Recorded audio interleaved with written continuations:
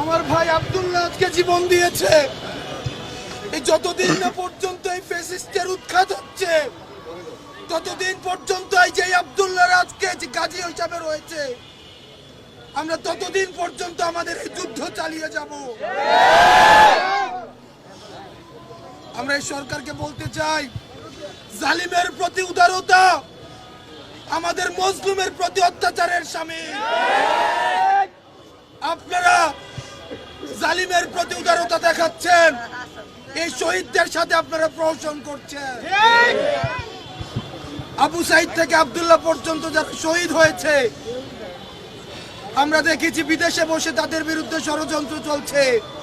আমাদেরকে বলা হয় ফাঁসি পর্যন্ত আমাদেরকে অপেক্ষা করা লাগবে না, তার আগেই আমাদেরকে শেষ করে দেওয়া হবে।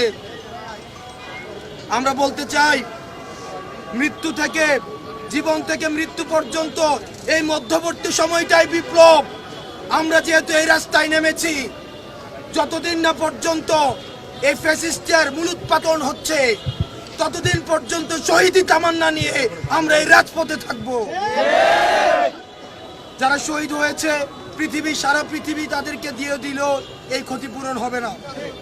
কিন্তু আমরা বলতে চাই, আব্দুল্লাহর বাবা এখানে আছে, ভাই এখানে রয়েছে,